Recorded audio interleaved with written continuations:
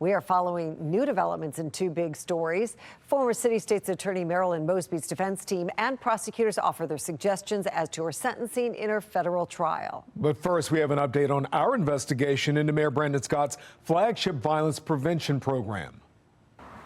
Last night, we showed you surveillance video from our team capturing 3 days where no employees were seen going in or out of the Belair Edison Safe Streets location. That video also showing one person wearing a Safe Streets shirt sitting on the steps while two teens allegedly stole items from a store just across the street. Do you believe that this is a waste of taxpayer dollars to pay employees who apparently are not showing up? So I think that if you know the work of Safe Streets, you know that that work is in the street and not in the office.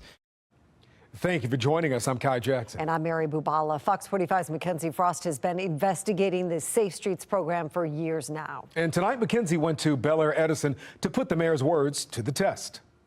As our investigation into Safe Streets continues, you know that we had surveillance of this Belair Edison location for 5 days, 3 of which not one person was seen coming in or out of this building. So we took those findings to Mayor Brandon Scott, who tells us the work does not actually happen here at this location, but rather in the streets. So let's go see if we can find any of those violence interrupters. So we're here at the Belair Edison Safe Streets site. It's right here on Belair Road. And according to this catchment zone, which is just for this specific Safe Streets site, we're close to an elementary school. So let's go check that out. As we made our way from the Belair Edison Safe Streets site over here to the school, we didn't see any evidence of Safe Streets workers walking the streets in the neighborhood. So you can see here where we are on this map of this Safe Streets catchment zone. Let's go see if we can find any violence interrupters in this area. Before we got too far, one guy offered some help. From Kentucky on up to about what we call CPT. He said we should check out Kentucky Avenue. Well, here we are. So let's go see what we find out. We walked around Kentucky Avenue and didn't see any signs of Safe Streets workers, so let's go see what some neighbors have to say. We're doing a story about Safe Streets down the road on Belair Road, and I was wondering if you guys had ever seen them walking around or doing anything around here? No? No? Do you guys live here? It's supposed to be in the catchment zone. They're supposed to be walking around. Have a good rest of your day. No signs of Safe Streets workers. Let's head to another area.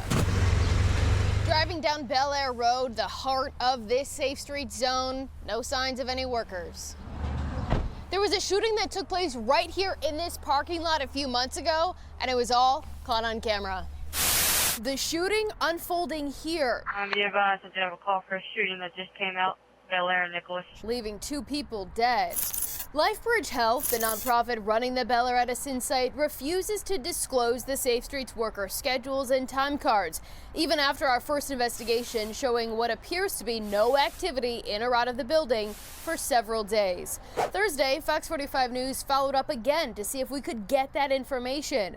LifeBridge telling us it's their policy not to, adding, Safe Streets team members are community violence interrupters. They do their work out in the community, engaging with individuals, earning trust, mediating conflicts, and supporting community events. An afternoon spent in the neighborhood and 5 days of surveillance, no signs of those violence interrupters engaging with anyone.